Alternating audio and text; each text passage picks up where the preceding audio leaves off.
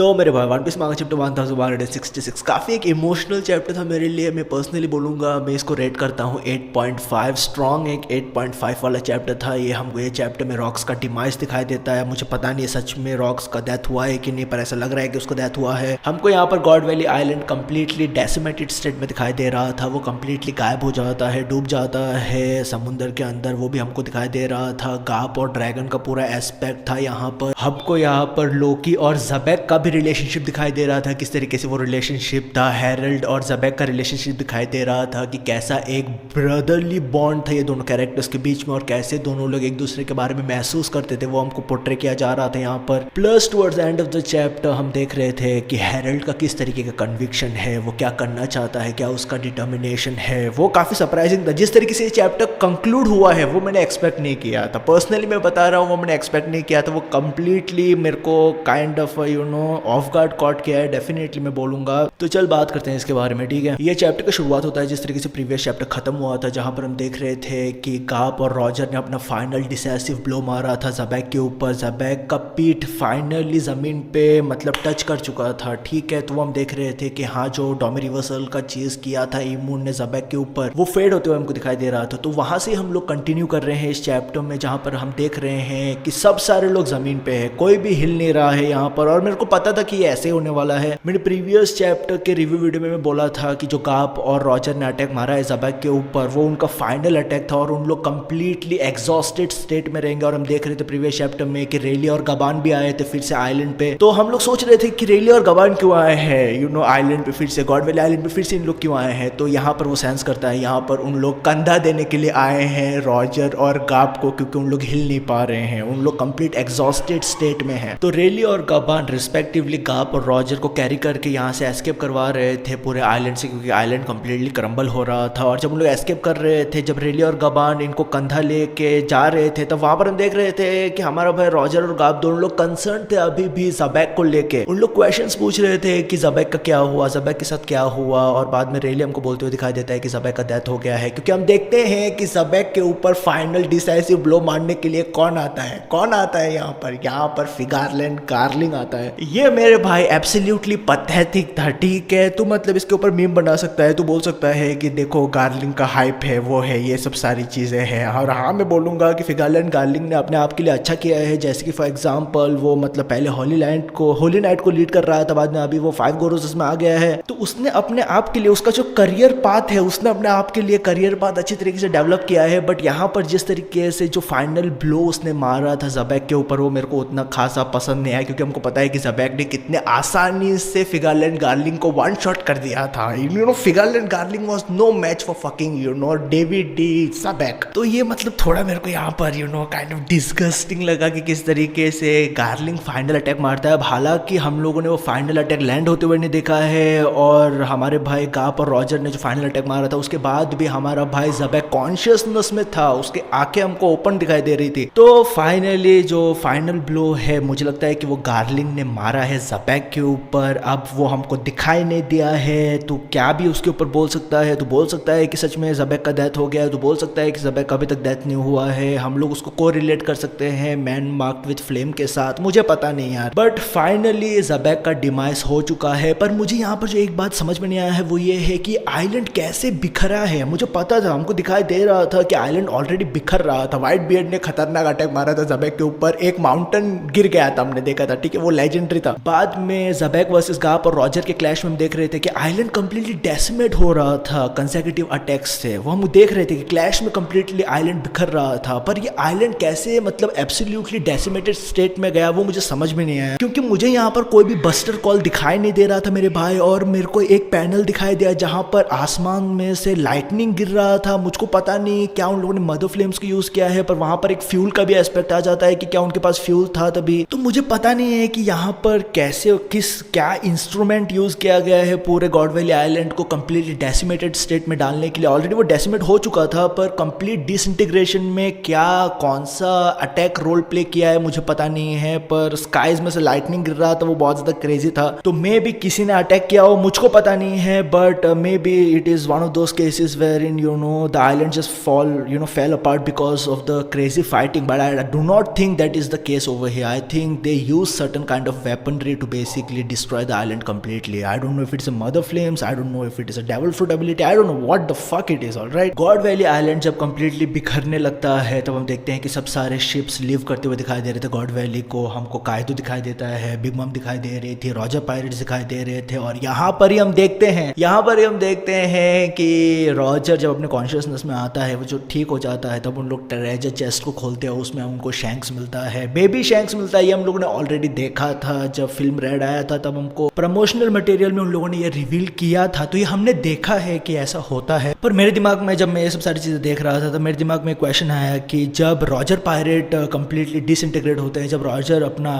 Final बताता है सब सारे लोगों को कि हम लोग अभी मतलब कंप्लीटली डिसइंटीग्रेट हो जाएंगे, रॉजर पायरेट अभी इज नो मोर, तब हमको पता है कि फाइनल स्टेजेस में किस तरीके से शैंक्स और रॉजर के बीच में कुछ कॉन्वर्सेशन होता है और शैंक्स रॉजर को पकड़ के रो रहा था। मुझे लगता है कि उस टाइम पे रॉजर ने शैंक्स को उसके पास्ट के बारे में बताया रहेगा, मुझे ऐसा लगता है। मे बी इस वजह से शैंक्स रो रहा रहेगा, may be that is another thing all together, but I don't no. I feel that Roger said something to Shanks, and that whatever he said was basically about his past and his lineage and stuff like that, how he found Shanks and stuff like that. I think that is the case. I don't know. Rocks pirate के demise का news पूरे दुनिया में फैल जाता है कि rocks pirate को हरा दिया गया है गॉड वैली आइलैंड पे, और सब सारा क्रेडिट गाप को दे दिया जाता है। और गाप बहुत ज़्यादा पिस था, गाप मतलब बहुत ज़्यादा गुस्से में था कि मेरा नाम यहाँ पर क्यों आया है। सब सारे लोग गाप को हीरो ऑफ द मरीन्स बोलने लगते हैं, तो वो टाइटल यहाँ पर हमको दिखाई दे रहा था, उसको मिलते हुए हमको ऑलरेडी पता था ये, पर गाप बहुत ज़्यादा पिस्ड ऑफ था। पर यहाँ पर जो कॉन्वर्सेशन था सेनगोकू और गाप के बीच में, वो बहुत ज़्यादा मेरे को कूल लगा था, क्योंकि दोनों लोग बहुत ज़्यादा क्लोज फ्रेंड्स है, close brotherly kind of a relationship enjoy करते हैं दोनों लोग एक दूसरे के साथ। तो गाप ने देखा है, गाप ने फर्स्ट हैंड देखा है कि गॉड वैली पे क्या हुआ था, किस लेवल का नॉनसेंस गॉड वैली पे चल रहा था, और गाप कंप्लीटली डिसगस्टेड था ये जो कुछ भी चल रहा था गॉड वैली आइलैंड पे। पर यहाँ पर जो कॉन्वर्सेशन था सेनगोकू और हमारे भाई गाप के बीच में, वो वही था कि अगर हम लोग ये पूरे इस्टेब्लिशमेंट का हिस्सा बन के नहीं रहते हैं, मोस्ट स्पेसिफिकली गाप को लेके या सेनगोकू लेके जो बात कर रहा था सेनगोकू गाप को, कि किसी ना किसी को तो काम करना ही पड़ेगा। अभी ये स्ट्रक्चर जो क्रिएट हुआ है वर्ल्ड गवर्नमेंट का, उसमें मिलियंस ऑफ सोल्जर्स है, मिलियंस ऑफ नेटवर्क्स कनेक्टेड है यहाँ पर, और उनको उनका रोल निभाना पड़ेगा at the end of the day. अगर उन लोग नहीं निभाएंगे तो कौन निभाएगा? तो यहाँ पर वही कॉन्वर्सेशन चल रहा था, सेनगोकू सब सारी चीजें बता रहा था, रियलिटी के बारे में बता रहा था गाप को, और गाप मतलब अंडरस्टैंड करता है ये सब सारी चीजें, पर गाप भी काइंड ऑफ टांग खींच रहा था सेनगोकू की कि तू सिर्फ प्रमोशन के लिए पीछे भागते रहता है वो सब सारी चीजें। बट हाँ यार, सेनगोकू बोलता है गाप को कि तो क्विट नहीं करने वाले मरीन्स को।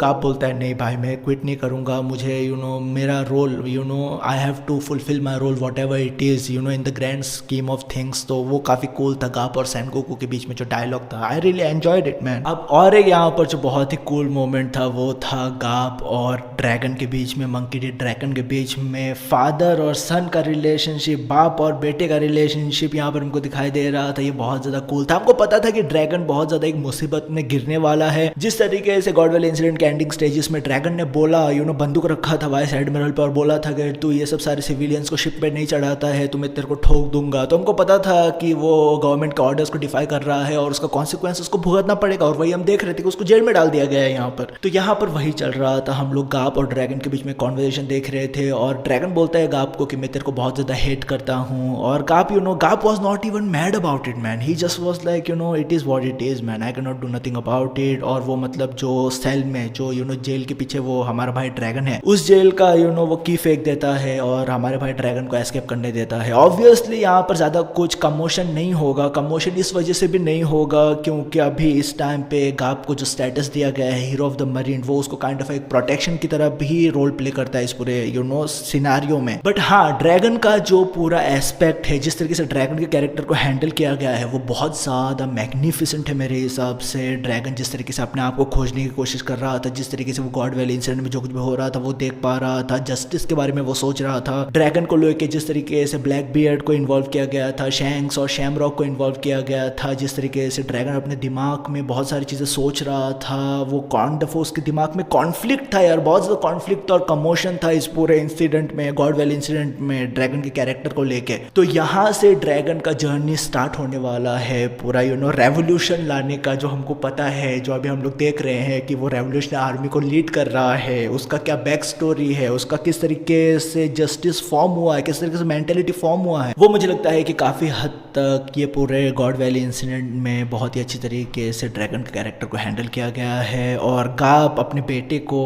एस्केप करने देना वो काफ़ी कूल था। मेरे को काफ़ी वो सीन पसंद आया। ठीक है, ये चैप्टर को जिस तरीके से ओडा ने कंक्लूड किया है, it was absolutely magnificent man. मेरे को नहीं लगा था कि ओडा इतने ब्यूटीफुल तरीके से ये चैप्टर को कंक्लूड करने वाला है। I think Oda completely surprised me with the way he ended this chapter. यहाँ पर हमको लोकी और ज़बेक के बीच में कॉन्वर्सेशन दिखाई दे रहा था। लोकी बार बार बोल रहा था ज़बेक को कि भाई मेरे को प्लीज़ तेरा क्रू ज्वाइन करने दे, पर ज़बेक बोलता है नहीं। जिस तरीके से लूफी बोल रहा था शैंक्स को, उसी तरीके से यहाँ पर लोकी बोल रहा है ज़बेक को कि मेरे को क्रू ज्वाइन करने दे तेरा। ज़बेक नकार देता है, पर यहाँ पर लोकी काफ़ी इंटरेस्टिंग बातें करता है ज़बेक के साथ। लोकी बोलता है कि लोकी को ऐसा लगता है कि ज़बेक निका है जो हंसते हंसते पूरे दुनिया को डिस्ट्रॉय करता है। यहाँ पर हमारा भाई ज़बेक बोलता है कि मैं नहीं डिस्ट्रॉय कर सकता हूँ, मेरे को कोई भी इंटरेस्ट नहीं है डिस्ट्रॉय करने के लिए इस पूरी दुनिया को, पर मैं definitely king of the world बनना चाहता हूँ, ये मेरा एम्बिशन है। पर ज़बेक यहाँ पर बोलता है लोकी को कि अगर कोई डिस्ट्रॉय कर सकता है इस दुनिया को तो वो है तेरा बाप हैरल्ड। तो ये काफी इंटरेस्टिंग था मेरे भाई, this was very interesting. Like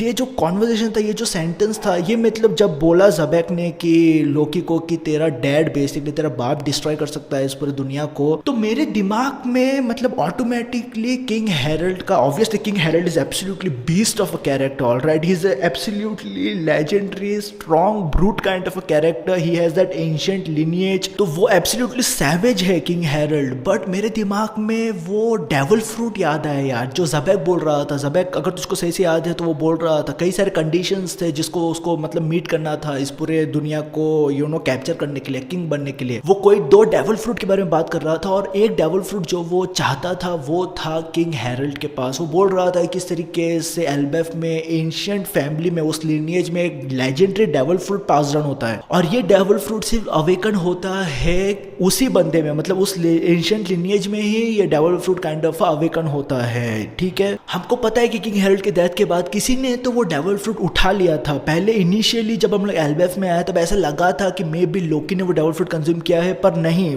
मतलब मुझे पता नहीं वो कौन सा डेविल फ्रूट है। पर अब जिस तरीके से यहाँ पर लोकी और ज़बेक के बीच में बातें चल रहा था, मेरे दिमाग में ऐसा आ रहा है कि क्या वो सच में हितोहितो नोमी सन गॉड निका ये डेविल फ्रूट था? क्या वो मतलब यही डेविल फ्रूट है जो लूफी ने कंज्यूम किया है? क्या वो सच में केस है ऐसा? क्योंकि यहाँ पर हम लोग कई सारी चीजें टाइन कर सकते हैं। हमको पता है कि शैंक्स का इन्वॉल्वमेंट था एल्बेफ के साथ, और हमको पता है कि किस तरीके से CP0 का बंदा एस्कॉर्ट कर रहा था ये पूरे डेविल फ्रूट को वर्ल्ड गवर्नमेंट के पास, पर शैंक्स आके अटैक करता है। मुझको पता नहीं यार यहाँ पर क्या चल रहा है। मे बी CP0 का इन्वॉल्वमेंट है एल्बेफ में, ठीक है, और मे बी CP0 के बंदों ने चुराया रहेगा ये डेविल फ्रूट, और ये डेविल फ्रूट चुरा के उन लोग एस्कॉर्ट कर रहे रहेंगे, और तभी शैंक्स ने अटैक किया रहेगा। ऐसा कुछ हो सकता है, मुझको पता नहीं यार मेरे भाई, but that was a very important and interesting thing that Loki said, या हम लोग बोल सकते हैं कि that was an interesting thing that Zabek said about Harold. और मेरे दिमाग में वो काइंड ऑफ स्पाइरल डाउन हो गया वो पूरा थॉट। अब यहाँ पर जो और एक बात हमारे भाई हैरल्ड ने बोला है वो है पूरे गालीरा के सिचुएशन को लेके। हमको पता है कि गालीरा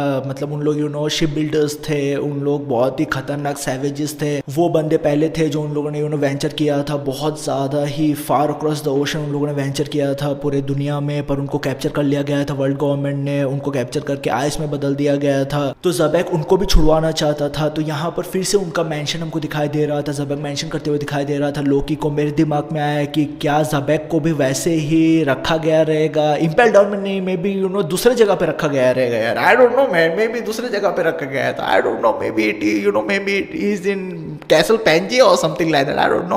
पर वो पूरा गालीरा का सिचुएशन बहुत ज़्यादा क्रेजी था। जो मैंने ये डायलॉग एंजॉय किया है यार, जो ओडा ने लिखा है ये पूरे लोकी और ज़बेक के बीच में पूरा कॉन्वर्सेशन, हमको पता है कि नैरेटिवली वो बहुत ज़्यादा एक सिग्निफिकेंट रोल प्ले करता है लोकी के कैरेक्टर में, कि किस तरीके से लोकी पूरे दुनिया को तबाह करना चाहता है, वो सब सारी चीज़ें। हमको पता है कि लोकी कितना एडमायर करता है ज़बेक को, ठीक है। और लोकी इस चैप्टर में जब वो रॉक्स का डिमाइस देख रहा था, रीड कर रहा था न्यूज़पेपर में, obviously he would have felt certain way about it man. We saw that entire panel where he was reading the newspaper about the news regarding ज़बेक्स क्रू। तो ये डायनामिक मुझे लगता है कि ओडा ने अच्छी तरीके से बिल्ड किया है ज़बेक और हमारे भाई लोकी के बीच में। लोकी काइंड ऑफ एडमायर करता है हमारे भाई ज़बेक को, वो सब सारी चीज़ें। So that was a very interesting thing. पहला था जिस तरीके से ज़बेक बोलता है कि हैरल्ड इस पूरी दुनिया को डिस्ट्रॉय कर सकता है, दूसरा था पूरा गालीरा का सिचुएशन, ठीक है मेरे भाई। जिस तरीके से चैप्टर खत्म हुआ है, मेरे को ऐसा लगा था कि shit is about to go down over here, because we saw that King Harold goes to a country and एक giant basically अटैक कर रहा है विलेज के ऊपर, और किंग हैरोल्ड बहुत ज़्यादा इमोशनल था, बहुत ज़्यादा गुस्से में था और उसको बहुत ज़्यादा खतरनाक मारता है यार, वो मारे जा रहा था ये बंदे को, ये जायंट को। किंग हैरोल्ड बोल रहा था कि तुम जैसे जायंट्स की वजह से हमारा पूरा जो हिस्ट्री है, हमारा नाम है वो बहुत ज़्यादा खराब होता है पूरे दुनिया में, क्योंकि तुम लोग ही टेरराइज करते हो छोटे छोटे कंट्रीज को और हमारा नाम बदनाम होता है। हमको पता है किस तरीके से किंग हैरोल्ड का बहुत ज़्यादा एफर्ट था कि वो उसको एक्सेप्टेंस मिले वर्ल्ड गवर्नमेंट के साथ, उसको एक्सेप्टेंस मिले पूरे दुनिया में, और लोग देखे, लोगों का परसेप्शन चेंज हो एल्बेफ की तरफ कि एल्बेफ के लोग बहुत ज़्यादा सैवेजेस नहीं है, बहुत ज़्यादा ब्रूट नहीं है, हम लोग को एग्जिस्ट कर सकते हैं। वो चाहता था, हैरोल्ड चाहता था कि वो अफिलिएट करवाए एल्बेफ को वर्ल्ड गवर्नमेंट के साथ। तो हम देखते हैं कि किंग हैरोल्ड बहुत ज़्यादा इमोशनल था ज़बेक के डेथ को लेके, और मुझे समझ में आता है कि क्यों अभी ज़बेक जाने के बाद किंग हैरोल्ड के दिमाग में अभी यही है कि जो वो करना चाहता था हमेशा से, वही उसी रास्ते पे वो चल सकता है, और कोई भी रास्ता नहीं है उसके पास, वही रास्ता है जहाँ पर वो चल सकता है। तो हम देखते हैं कि हमारा भाई किंग हैरोल्ड मतलब बहुत ज़्यादा इमोशनल था। वो बोलता है आके एल्बेफ में, वो बोलता है लोकी और हजरुद्दीन को कि तुम लोग हमेशा साथ में रहना, तुम लोग हमेशा साथ में रहकर एल्बेफ को प्रोटेक्ट करना, मैं जा रहा हूँ। हमारा भाई किंग हैरोल्ड जाता है इम्पेल डाउन में, जिस तरीके से उसका शिप अप्रोच कर रहा था इम्पेल डाउन में, I was like man is he going to do some cheeky shit man, क्योंकि हमको पता है कि शीकी किस तरीके से इम्पेल डाउन पे अकेला गया था, ये भी बंदा अकेला गया था। And I am telling you, if he wanted to destroy Impel Down he could have destroyed Impel Down. The guy is absolutely insane मेरे भाई। पर मेरे को ऐसा लग रहा था, मतलब एंडिंग सेक्शन रीड कर रहा था, मेरे को ऐसा लग रहा था कि किंग हैरोल्ड ठोकने वाला है क्या इम्पेल डाउन को, पर जाता है वो इम्पेल डाउन में और जो कुछ भी बोलता है वो I had a very mixed feeling about it. I am really I am telling you, इस वजह से ये चैप्टर इतना ग्रेट है मेरे भाई। किंग हैरोल्ड वहाँ पर जाता है इम्पेल डाउन में, और वो वर्ल्ड गवर्नमेंट को गुहार लगाता है। वो बोलता है कि जो कुछ भी अभी का जनरेशन है एल्बेफ में, वो कोई भी ब्रूट सैवेजेस नहीं है। अभी के जो बच्चे पैदा हुए हैं उन लोग कोई भी मतलब ब्रूट चीज़ें नहीं करते हैं। हम लोग चेंज हुए हैं, हम लोग मतलब हम लोगों ने अपने आप को तरक्की किया है, माइंडसेट में तरक्की किया है, और वो चाहता है कि एल्बेफ को अफिलिएट करवाया जाए वर्ल्ड गवर्नमेंट के साथ। वो एक्सेप्टेंस चाहता है, और यहाँ पर वो आया है, वो अपना हॉर्न्स तोड़ देता है मेरे भाई। Like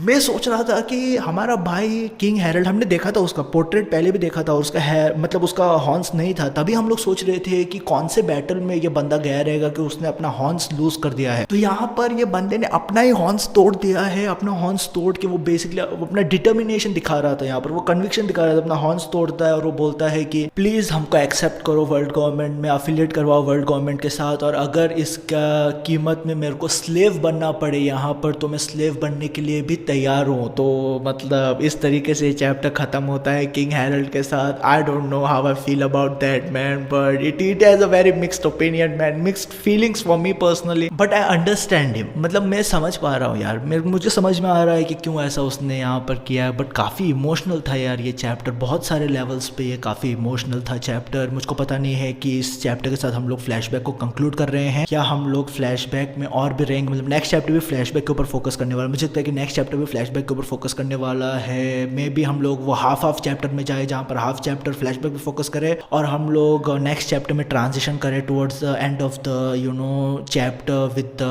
present timeline man. I don't know, may be that is a scenario that is possible. Alright, तो मेरे भाई ये सब सारी चीज़ें था यार इस चैप्टर में। कितना बात करने लायक ये चैप्टर था यार, बहुत सारी चीज़ें इस चैप्टर के बारे में बोला जा सकता है। I really love the way Oda structure this chapter, pace this chapter. हमको बहुत सारी डिफरेंट चीज़ें दिखाई दे रहा था, इमोशनल चैप्टर था कई सारे डिफरेंट लेवल्स पे। मेरे को काफ़ी इमोशनल लगा यार। मुझको पता नहीं तुम लोग कैसे रीड कर रहे हो ये चैप्टर को, मेरे को काफ़ी मतलब स्ट्रांगली हिट हुआ ये chapter. I really liked it man. तो तुम्हारा ओपिनियन क्या है इस पूरे चैप्टर के बारे में, मेरे को डेफिनेटली बताना कमेंट सेक्शन में कमेंट करके। तू हमेशा याद रह कि तेरा भाई VR पे ख्याल रख अपना, पीस मेरे भाई।